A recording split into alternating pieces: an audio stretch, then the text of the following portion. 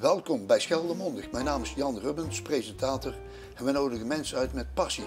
En deze keer passie voor een ondernemen. En dat passie voor ondernemen, dat gaat toegelicht worden door een gast die ik uitgenodigd heb. Met wie hebben we het genoegen? Met Wouter Doelder. Wouter, waar ben je geboren? Ik ben in Axel geboren. In Axel, Ja. nieuwe gemeente Terneuzen. Ja, klopt. En wat voor opleiding heb je gedaan? Ik heb het altijd heel leuk omschreven als de universiteit van het leven. Oftewel, ik wilde niet graag naar school, dus ik wilde altijd graag werken. Dus ik heb de MAVO gedaan en daar is het bij gebleven. Ah ja, als diploma dan, maar je hebt zoveel ondernemerschap gehad dat je nou een hele avond kunt vullen. Ongetwijfeld. Oké. Ja. Zeg, en uit wat voor gezin kom jij? Want daar ben ik toch wel benieuwd naar. Ik kom uit een gezin van 14 kinderen. Zo, van één moeder? Van één moeder, ja. En er zaten geen tweelingen bij, dus mijn moeder was gewoon 20 jaar zwanger ongeveer. Ja. Erg gezellig, altijd ook ruzie uiteraard met je broers en je zussen. Tuurlijk, maar erbij. Ja, maar een hele warm en gezellig nest, Nou, zo noemen. Ja. Nou, helemaal goed. Zeg, en waarom heb jij voor het ondernemerschap gekozen? Dat zat er als kleine jongen eigenlijk al in. Vertel. Ja, ik was een jaar of 9 denk ik en ik mocht met de melkboer meerijden op zaterdag. En ik vond het fantastisch om de bestelling op te nemen bij de klanten en dan een half litertje melk te mogen tappen, om het vervolgens af te geven. En later werd het uiteraard flessenmelk en pakken vla enzovoort enzovoort. Maar dat vond ik fantastisch en leuk om te doen. En ging het dan om de centen alleen of ging het ook over andere dingen? Ik denk Van waar die passie eigenlijk dan? Ik denk dat het meer ging om het contact met de mensen. Ah, ja. Dat heb ik altijd heel mijn leven leuk gevonden. Ik heb altijd in detailhandel gewerkt, dus altijd met mensen gewerkt. Oh ja. En wat versta jij onder detailhandel? Ja, er zijn zoveel mensen die kijken. Wat versta jij onder detailhandel? Na de melkboer kwam dus de kruidenierswinkel en ik heb in een kledingzaak gewerkt. Het winkelbestand is voor mij de detailhandel. En dan had de kleine handel, zeg maar, tot aan de detailist, zoals je het wil noemen. Ja. En kijk, daarna heb je groothandel uiteraard, maar dat is een ander verhaal. Dan gaat het over andere cijfers. Ik noem echt het winkelgebeuren, dat noem ik detailhandel. Oh ja. Nou, heb je een aantal foto's opgestuurd. Ja. Ja, we gaan er even een kijken. Ja. We gaan eens kijken. Nou, dit is een leuk verhaal. Deze foto die is gemaakt bij mijn eerste winkel. Toen ik die net geopend had, dan had ik een klant en die had zo'n leuke auto, een Ferrari is het. En ik zeg, god, mag die een keer voor de deur staan, maak ik een foto. Als je een winkel hebt in mannenkleding, dan kun je mannen altijd plezieren met een opvallende auto. En waar was die Wouters Mode, waar was die? Die was gevestigd in Axel. Ah, ja? En daar heb ik 2 jaar gezeten in dit pand en toen ben ik verhuisd naar een ander pand, omdat ik liever een eigen pand wilde. En dat was een huurpand. Oh ja. En hoe kom je dan aan die kleding die je dus verkocht? Hoe werkt dat dan? Elk jaar zijn de voorjaar en najaar zijn de beurzen. In Amsterdam, in Parijs, in Keulen. En dan ga je daar naartoe en dan maak je een selectie van de merken die je wilt verkopen. Of die je mag verkopen, dat is ook nog belangrijk. Op een gegeven moment heb je een selectie gemaakt en dan word je iets bekender in het wereldje. En dan heb je ook wel kans dat merken naar jou toe komen van, goh, wij zijn een nieuw merk, wil jij ons assortiment verkopen? Ja. Je koopt dan een collectie in, bijvoorbeeld in februari bijvoorbeeld. Dat wordt dan geleverd in augustus, september, dat is dan de wintercollectie. Oh ja. En is het december, nee moet ik goed zeggen, is het september, dan koop je de zomercollectie in voor het volgende jaar. Dus je loopt altijd een half jaar vooruit in de kleding. Ah ja, zo moet je vooruitdenken hoe dat je dingen wordt. Ja. Nou zag ik die mooie auto staan. Ja. En nou met Themavaartsdag ging ik altijd naar de mooie auto oldtimers show in Axel. In Axel, het Oldtimer Festival. Ja, geweldig joh. Daar ging ik dan met mijn fietsje naartoe natuurlijk, met mijn vrouw of met mijn kinderen. Ja. En daar heb je ook een mooi filmpje van gestuurd. Ja. Gaan we nu even naar kijken. Dat is goed, dat is leuk. Ja, deze auto komt aanrijden op de Zuidvingel in Axel. De toenmalige entree van het Oldtimer Festival nog op het Hofplein, dat is de oude locatie. En wie zat er in die auto? In die auto zat Bert Zandvoort uit Hulst. Ah ja. Ja, samen met een vriend. Dit is een jongen uit Davy van Broek uit Kapellebrug. Die heeft zo'n 50 tractoren. Het is een hele trouwe deelnemer aan het festival. Ja, je ziet die prachtige auto staan, dit Mercedes 190 SL uit de jaren 60, 70. Dat is iets heel bijzonders. Dat hebben we niet zo vaak als bezoeker op het festival, maar het is er wel. We hebben ook vrachtwagens natuurlijk. Allemaal gepassioneerde mensen ook, over passie gesproken. Hier zie je een aantal DKW's. Die mensen hebben, die komen ook elk jaar, hadden ook elk jaar hun vaste plekje op het terrein. Dat vonden ze zelf erg plezierig, herkenbaar. Maar zoals je ziet zijn er niet alleen oude auto's, maar ook oude caravans. Deze mensen hadden in stijl ook een caravan. Ja, je hebt even een beeld van de techneuten die dan toch inderdaad dol zijn op het aantal cilinders van een auto. Ik moet eerlijk toegeven, ik heb daar zelf geen verstand van, maar ik vind het altijd mooi om te zien. Hoe mensen zo'n auto helemaal restaureren. Vaak zijn ze mooier dan niet. Hier de klederdracht. Ja, dat is altijd een verzoek aan de deelnemers om te vragen om in de kleding van het jaar van de auto te komen. Vandaar die mensen met de bolhoed en die mevrouw met een mooi mantelpakje aan. Daarbij stond de presentator, Rob Strating. Een man die is ongeveer een encyclopedie over auto's, die weet alles van oldtimers. Kijk, die mensen die we net zagen, die rijden met deze auto. Dat is een Ford uit begin 1900. Zoals je ziet, altijd erg druk bezocht, het festival. We zijn altijd goed voor 10.000 tot 12.000 bezoekers.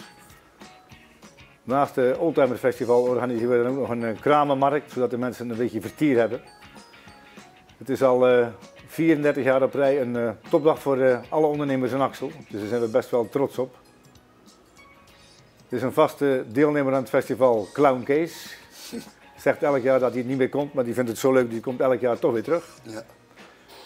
Er is ook altijd een concours d'élégance en dit is een groep uit Wondelgem, de Wondelgem antieke fietsen, de WAF. Die hebben ook altijd een presentatie. Kijk, hier hebben die mensen die net die klederdracht hadden en nog steeds aan hebben uiteraard. Hier wordt per auto gepresenteerd welk bouwjaar die heeft. En nogmaals, die Rob Strating die weet gewoon feilloos van elke auto het bouwjaar en welk lampje erop hoort te zitten. Dat is meneer Bonte uit Oostburg, ook een trouwe deelnemer. Uiteraard een mooie Porsche, mag ook niet ontbreken. Hier de prijsuitreiking, burgemeester Lonink. En deze man had de beker van de dag, heeft een prachtige Jaguar. Ja. E-Type. Zeg, ik zag een beker, maar wat zijn nou de criteria voor de jury om de beker uit te reiken? Ja, dat is heel lastig, eerlijk gezegd. Ja. We hebben een aantal categorieën. We hebben een all-over prijs voor de dag. We hebben de beste sedan, we hebben de beste cabrio, of de mooiste althans. Maar we hebben ook wel eens de poedelprijs. Dat is voor iemand die zijn auto nog moet opknappen, zeg maar. En die dan een beetje gestimuleerd wordt om er alsnog aan te beginnen. Er zijn overigens mensen die hebben een oldtimer die er gewoon niks aan doen, laten hem in de originele staat. En ik moet eerlijk zeggen, dat kan ook mooi zijn. Want soms zijn die auto's mooier dan nieuw gemaakt. En met geld is alles te koop. Maar als jij een auto hebt uit de jaren 50, 60, je hebt er niks aan gedaan en hij is technisch in orde, dan heb je ook een bijzonder exemplaar. Ja. Dus dat wordt ook wel gewaardeerd. En daar zijn ook prijzen voor. Zeg, en hoe heb je nou in 2020, ja, je hebt natuurlijk niks kunnen doen, hè? Nee, helaas. Wij mochten vanwege corona geen festival organiseren. Maar om toch iets te doen met de oldtimers en de mensen toch even een ritje te bezorgen, zeg maar, hebben we besloten om in alle gemeentes van de gemeente Terneuzen, alle plaatsen waar een bejaardenhuis is, hadden we kleine clubjes van 6 auto's verzameld. Dat was op inschrijving. Hebben we een rondritje gedaan en dan zijn we langs alle bejaardenhuizen dus in volgorde. Dus we starten bijvoorbeeld in Axel, en dan start in Koewacht en de volgende start in Stadsvergent. Hebben we een rondje gereden langs alle bejaardenhuizen. Konden even naar die mensen zwaaien. Die mensen hadden een klein verzetje. En de mensen met de oldtimers hadden toch een ritje die dag. Oh, dat is nieuws van mij, dat wist ik niet. Ja, dat was een leuke aanvulling of een vervanging voor het festival. Uiteraard niet in de getallen die we normaal gewend zijn. Nee. Maar je moet iets. Je moet iets. Ja. We gaan verder met ondernemerschap voor de kleding. Wat heb je toen gedaan na deze winkel? Ik ben begonnen inderdaad in Axel met die winkel. Daar ben ik verhuisd naar een ander pand, omdat ik graag een eigen pand wilde. Dat hoort een beetje bij het ondernemerschap, denk ik. Van kijk, je betaalt huur, maar als je toch net aan je begin van je carrière staat, denk je van, zou ik niet beter een eigen pand hebben? Dus toen kochten we een ander huis met wat beneden winkel moest worden en boven de woning. Ah, ja. Er is een foto van, dus misschien wel leuk om die even te bekijken, want die hebben we laten openen door niemand minder dan onze Nederlandse cabaretier Paul van Vliet. Hoe kom je daar nou weer aan? Ja, dat is een leuk verhaaltje. Paul van Vliet trad op in Antwerpen en wij gingen na afloop van de show nog even iets in het foyer drinken. En hij kwam daar ook beneden met zijn gezelschap van muzikanten die hem begeleiden. En we kwamen in een gesprek en toen vertelden ze, god, wij zitten hier een aantal dagen moeten we hier in Antwerpen blijven. Eigenlijk vervelen we ons een beetje. Dus toen denk ik, nou weet je, misschien is het wel leuk om hun te verwennen en iets van de Zeeuwse streek te laten zien. we hebben ze uitgenodigd in Hulst bij Jean Diesck, de CD-club. En dat is deze foto van inderdaad. Van daaruit zijn we vertrokken naar het land van Saaftingen. En toen hebben we een heerlijke wandeling gemaakt met het hele gezelschap. En toen dacht ik, nou dit is het moment om Paul te vragen of hij ook wel eens een opening van de winkel doet. Oh ja. En daarop zei hij, nee, dat ben ik niet gewend. Ik knip geen lintjes door. Ik zei, nou, ik heb er iets meer bij bedacht. We willen het iets uitgebreider maken. We willen graag dat je je try-out doet voor je nieuwe show in het theater in Axel, in de Halle. En dan verzorgen wij een modeshow, samen met een collega met een dameswinkel. Ik had toen eigenlijk nog herenmode. En dan kun jij de try-out doen. En dan kun je kijken of het goed is. En dat doen wij daarna, de modeshow. Zo gezegd, zo gedaan. Dus we hadden de Halle afgeladen vol. Ja, dat zal wel, ja. Daar was heel veel animo voor uiteraard. Ja. Dus het was ook een fantastisch evenement, moet ik eerlijk zeggen. Ja. En heb je nog meer van die dingen gedaan? Ja, ik ben altijd wel een beetje op zoek geweest naar mensen die bekend zijn. En niet omdat dat nou zo belangrijk is voor je winkel, maar wel omdat dat voor de reclame altijd lekker is. Kijk, als je een winkel hebt, je bent nooit alleen. Nee. Je hebt altijd conculega's. En om je te onderscheiden is het altijd kunst om de pers te halen, vond ik altijd. En de pers haal je als je iets bijzonders hebt. Ja. Noem eens een voorbeeld van wat. Nou, we zijn bijvoorbeeld toen we in het Arsenaal in Terneuzen de winkel heropenden, had ik een compagnon uit Amsterdam. En die was weer een beetje bevriend met Barry Hay van de Golden Earring. Zo. Dus die hebben we gevraagd en die is inderdaad gekomen. En die heeft toen een signeersessie gedaan op de nieuwe. Ja, daar heb je hem inderdaad. Altijd met zonnebril. En wie was die jonge dame die erbij? Dat was een fan van de Golden Earring. Dus maar en een klant van jou? En een klant van mij. Kijk, dat is het, hè? Ja, ja. Fan van Golden Earring. Zo hoort het te zijn, hè? Ja, geweldig. Ja, je moet inderdaad de link leggen tussen allebei. Kijk, als ze naar de winkel komen, is het natuurlijk leuk dat ze iets bij je kopen. Ja. Kochten ze iets, kregen ze de CD gratis en die werd dan gesigneerd door Barry Hay. Oké. Ja. Ja. Dus, zijn er nog meer voorbeelden van dat je dus prominent uitgenodigd hebt? Ja, inderdaad. Daarna kwam ik in een ander pand terecht, in de Stenen Beer. Kijk, ik zat in de Nieuwstraat in het Arsenaal, een geweldig mooi gebouw. Maar niet voor de detailhandel, dus niet voor een kledingwinkel. Dus toen werd de Stenen Beer gebouwd, een stukje aan de markt. En daar kwam de HEMA en er kwamen meer filiaalbedrijven. En toen denk ik, ja, ik denk dat ik daar met mijn winkel ook beter zit. Dus toen ben ik verhuisd inderdaad daar naartoe. En toen ging ik kostuums verkopen van het merk Regilio Tuur. En die heb je uitgenodigd? Ik denk, die ga ik eens vragen. En? En die is gekomen. Wow. Dus die kwam op een zondagmiddag naar Terneuzen toe. En hij adviseerde mijn klanten van dit kostuum moet je kopen, dat moet je niet kopen. En ik deed als geste, als je een kostuum kocht van Regilio die middag, kreeg je er een overhemd en een sorbas bij, dacht ik. Ik weet niet meer precies. Maar dat was wel een ludieke actie uiteraard, dat trekt ook weer veel mensen. Ja. En, mooie foto trouwens, hè? Ja, ik zag hem net niet, maar ja. inderdaad, Regilio is inderdaad een man die graag op de foto gaat, dus dat is geen probleem. Wat we ook gedaan hebben daar, was er op een gegeven moment een kunstmarkt in Terneuzen. Oh. En toen hadden wij ook kunst in de etalage gezet. Dat was van een hobby-smid. Die had allemaal sculpturen gemaakt van ijzer, zeg maar, geroest ijzer. En hadden we het idee om daar iemand tussen te zetten. Dus we hadden een klant, die hebben gesminkt als Indiaan. En die hebben op een stoel in de etalage gezet. En die bleef heel stil zitten.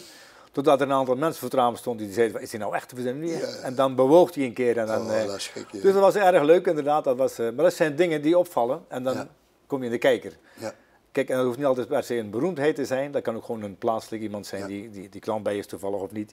Ja. Maar zo kom je wel in het nieuws. Kijk, als je gewoon doet wat iedereen doet, dan hoor je bij de massa en dan val je niet op. Nee. Dus de moraal van het verhaal is ook, je moet creatief zijn. Ja, inderdaad, als je wilt ondernemen, zeker vind ik in de detailhandel, overigens ook in andere branches. Ja. Het is belangrijk dat je eruit springt. Ja. En hoe spring je eruit? Nou, een ander voorbeeld is niet alleen de detailhandel, maar ook de zorg. Als je bijvoorbeeld iemand belt voor een dienstverlenend bedrijf. Ja. Vaak kom je in de wacht en dan krijg je een muziekje te horen, computermuziekje. Nou, ik zou mijn hond er niet bij willen begraven, want dat is helemaal droevig. En dan denk ik van, nou, als je nou bijvoorbeeld een Zeeuws bedrijf belt, of een Zeeuws-Vlaams bedrijf, is het dan niet leuk om een Zeeuwse zanger, in dit geval bijvoorbeeld Danny Vera bijvoorbeeld, die is op het moment erg populair. Ja. We hebben ook Bluff, we hebben Raccoon. Zet zo'n muziekje op je telefoon, op de wachtlijst. Ja. Dan zit jij als klant te wachten, dan heb je, gezellig. Ja, en je maakt reclame voor Bluff en ook voor dat nog. noem maar ja, op. dus dan hou je het Zeeuws. Ja. En dat is alleen, als Zeeuws bedrijf vind ik dat leuk. Dan kun je in Brabant met Guus Meeuwis doen, enzovoort, enzovoort. Ja, dat klopt. Maar dan ben je onderscheidend in plaats van die... maar het probleem is vaak, denk ik, dat ondernemers dat zelf nooit horen, omdat ze zichzelf niet bellen. Ja. En nou ben jij natuurlijk... je hebt natuurlijk nou nog een bepaalde rol in Terneuzen. Ja. En wat ben je nou in Terneuzen? Want ik zag je visitekaartje. Ja, ik ben in Terneuzen sinds een jaar stadsmanager. En ze hebben mij daarvoor gevraagd, omdat er toch een aantal winkelpanden helaas leeg staan. Het is niet alleen in Terneuzen, dat is landelijk zo. En omdat ik vrij veel mensen ken en ook uit de branche kom, dus weet wat er leeft in een winkelstraat, hebben ze mij gevraagd van, goh, wil jij eens kijken of je daar iets van kunt doen? Misschien winkels vullen, nieuwe startende ondernemers een beetje begeleiding geven. Dus ik ben daar een jaar geleden aan gestart. Toen was er nog geen corona, dus toen hadden we nog volle moed om mensen te vinden. Inmiddels hebben we wel een aantal winkels gevuld. Maar we hebben ook een aantal panden die een beetje vertroebeld waren. Die hebben we opgeknapt, opgeleukt. We hebben bijvoorbeeld een etalage ingericht. We hebben bijvoorbeeld bij een winkelpand waar 2 keer 5 meter rolluik dicht was. Dus zijn 2 grijze vlakken. Die hebben we bestikkerd. Dat pand is naast Porky & Bess. Dat was vroeger een schoenenzaak. Daar hebben we een collage gemaakt met artiesten die opgetreden hebben bij Porky. Ah. Dus als je bij Porky buiten komt, zie je daar een 10 meter collage van artiesten die daar gespeeld hebben. Ja. Of schrijvers die daar een avond gevuld hebben. Dat is ontzettend leuk, dat leidt af. Ja. Als je in een straat loopt en je ziet alleen maar zwarte gaten, dan is het dan niet spannend. Nee. Dus we hebben ook heel veel winkels gevuld met etalages. Ah ja. Heb je ook nog iets met het museum, heb ik begrepen?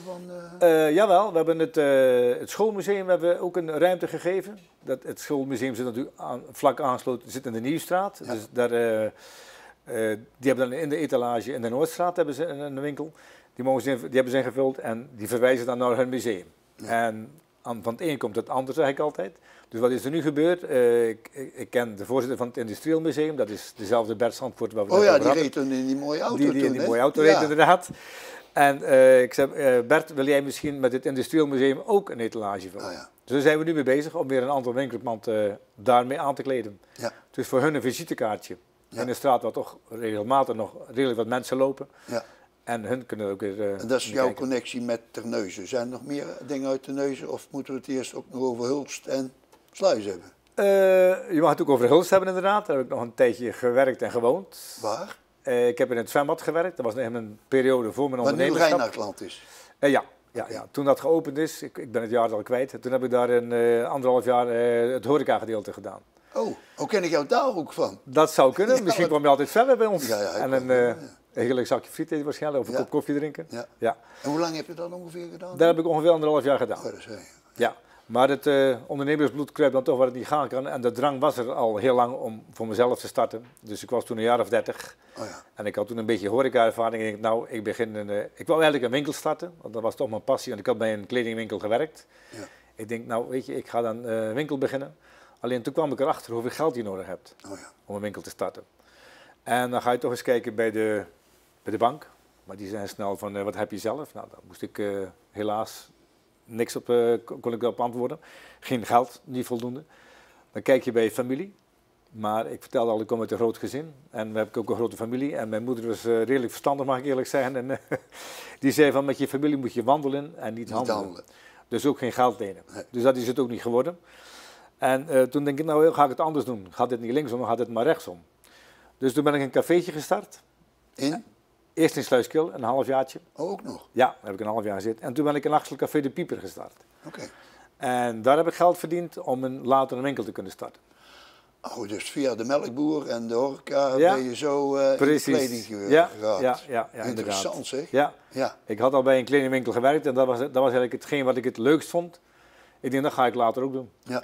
En dat later was er toen, alleen toen moesten de centjes komen. Dus, dus toen kwam het café inderdaad en dan werkte ik 's middags in een kledingwinkel, 5 uur per dag. En na 4 jaar ben ik mijn winkel gestart. Dat deed ik overdag mijn winkel en 's avonds café. Oh. Dus dat was dubbelop. Maar dus een ondernemer, net als een boer, op een uurtje wordt niet gekeken, hè? Nee, absoluut niet. Nee. Dan waren weken van 80 tot 120 uren. Ja. En hoe ontspan je dan? Ik had een hond, dus ik ging wel af en toe eens wandelen. Ah, ja. Dus dat, kon maar eigenlijk was je werk, was je hobby en dan... Altijd geweest. Ja. Oké, dan gaan we naar de gemeente Sluis. Wat hebben we daar allemaal nog? Op een gegeven moment had ik mijn winkel in Terneuzen inderdaad. Ik was verhuisd naar de Stenebeer, wat ik net vertelde over Giliotuur.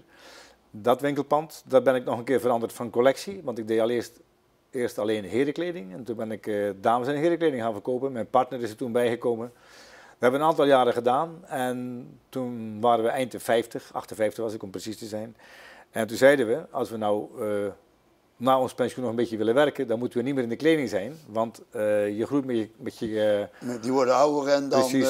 komen er jongere ondernemers en Voilà. die nemen dat over. En terecht. Dus toen dacht ik, we moeten ermee stoppen, we gaan iets anders doen. En? Toen kreeg ik het idee, we waren op vakantie in Vlissingen, in een slaaphuisje op het strand. Ik denk, dat hebben wij nog niet in Zeeuws-Vlaanderen, dus die wil ik graag in Zeeuws-Vlaanderen proberen. Dus toen kwam ik met iemand in gesprek en ik vertelde dat zo. Ik zei, goh, ik heb een idee, ik wil slaaphuisjes gaan exploiteren, met ik vergunning krijg. In West-Vlaanderen? In West-Vlaanderen. En toen zei die persoon, wat ga je dan met de winkel doen? Ik zei, nou, dat duurt nog 2 jaar, maar dan gaan we de winkel verkopen. Ja, zegt hij, maar eigenlijk hebben wij nu interesse. Ik zei, dan gaan we het nu doen. Dus hebben we de winkel verkocht en op de Bonnefoy, ik had toen dus niks, geen winkel meer. En ook nog geen vergunning om te bouwen voor slaaphuisjes. Dus toen ben ik gaan kijken aan de kust om daar toch ondernemer te worden. En toen ben ik begonnen met de verhuur van scooters en Solexen. Maar wel elektrisch. Dat was er nog niet aan de kust. Daar werden nog zo überhaupt nog geen scooters verhuurd. Dus ik denk, nou, dat is iets nieuws. Toeristen, dat is leuk. Van het een kwam het ander. Het waren niet alleen toeristen, het werden ook bedrijfsuitjes. Dus we hadden vanaf half maart tot en met juni kregen we bedrijfsuitjes. Oké, daar hebben we een mooi filmpje van. Nou, laat me Zullen eens we zien. eens even Ja, kijken? dat is leuk. Ga even kijken. Kunnen we het even toelichten natuurlijk, hè? Ja. Nou, dit was echt mijn hobby, moet ik eerlijk zeggen. We hadden ook segways. We hadden niet alleen Solex en scooters, maar we hadden ook segways. En een segway is een heel fantastisch apparaat. Je moet even leren hoe je erop moet rijden, zeg maar. Ik heb deze mensen uitgelegd en dan gaan we op tour. Dus dan rijden we een uurtje in de omgeving langs de kust. Dit was een toertje rond Sluis overigens, dit is Sint-Anna-ter-Meiden. Oh ja. Fantastisch mooi. Je ziet dat de passerende mensen het natuurlijk erg leuk vinden. Maar waarschijnlijk stak ik mijn duim op naar die mooie auto's. Maar goed, die mensen maken dan een tour onder begeleiding van mij. In het begin deden we dat niet en dan gaven we de segways mee. Maar dan gingen de mensen toch stunten en dan gebeurden er wel eens valpartijtjes. Die hebben we een opname gemaakt in Sluis om even te laten zien van wat je ermee kunt. En in Sluis zijn altijd veel mensen, dus ja, dan moet je daar ook zorgen dat je erbij bent. Weer in de kijker komen, daar gaat het altijd om. Hè? Ja. We hebben ook vanuit Sluis geprobeerd daar te staan en dan mensen te motiveren om een rondritje te maken. Maar uiteindelijk hebben we het later gedaan alleen op afspraak. Het meeste deden we dus vanuit de kust, vanuit onze locatie in Nieuwvliet. Ja, en deze organisatie bestaat nog? Rent & Joy bestaat nog steeds. Ja, we hebben het na 8 jaar hebben we het overgedragen aan Strandcamping Groene. En die hebben het nog een beetje verder uitgebreid. De segways worden niet meer gebruikt omdat dit enkel maar onder begeleiding te doen is. Oh ja. En hun hebben een iets andere strategie. Ze zijn nog groter in aantal geworden. En nog steeds de enige die Solex en scooters verhuren. En de segways worden op een ander terrein weer ingezet. Maar erg leuk. Het was ook een leuke ontspanning. En ik hoorde heel vaak van, je hebt wel een fantastische job. Ja, En dan heb ik altijd gezegd, weet je wat het leuke daarvan is? Ik heb het zelf verzonnen. mooi hè? Ja, Ja, absoluut. en hoe is het nou Ja. met die strandhuisjes afgelopen? De strandhuisjes zijn er gekomen, alleen ik ben gewogen en te lucht bevonden. En achteraf heb ik dat ook durven toegeven. Dat was ook zo. En ik ben blij dat iemand anders dat gedaan heeft. En nu zijn er inmiddels 3 ondernemers die daar die huisjes exploiteren. En dat is een geweldige toevoeging aan de kust. Ja. Ik ben overigens wel blij dat het bij 3 locaties blijft, want er staan er nu totaal 45. En het is ook genoeg. Ja. Want Dus het wordt steeds eigenlijk is de drukker aan kust. boodschap, rups je nooit genoeg, dat moet je niet doen. Je moet op tijd stoppen. Precies. Ja. Toch? Ja, absoluut. Ik moet Inderdaad. als interview een beetje neutraal blijven, maar ik Ja. kan wel even iets opwerpen, toch? Nee, maar het is ook zo, inderdaad. Als je onderneemt en je begint in mijn geval een winkel bijvoorbeeld, dan kun je jezelf afvragen als je een tijdje bezig bent, hoe groot wil ik worden? Ja. Wil ik gaan filialiseren? Wil ik 5 man personeel? Of wil ik een keten worden? Of wil ik gewoon lekker mijn eigen dingetje doen waar ik mezelf goed bij voel? Ja. En blijf ik gewoon enkel die kleine winkelier? Ik denk dat dat een mooie boodschap is om mee te besluiten. Ik denk het ook. Ja, blijf Ja. vlak bij je. Blijf bij jezelf, maar vooral volg je hart. En gebruik je boerenverstand. Absoluut. Oké? Dan kun je verder komen. Dankjewel dat je gekomen bent. Nou, graag gedaan. Leuk om hier te zijn. Ja, man, geweldig. Dankjewel. Nou, beste kijkers, dit was even een kijkje in het ondernemerschap in heel Zeeuw-Vlaanderen. Ik heb heel veel bijgeleerd en ik heb er echt van genoten. Nogmaals, dankjewel. Graag gedaan. Nou, dan gingen we.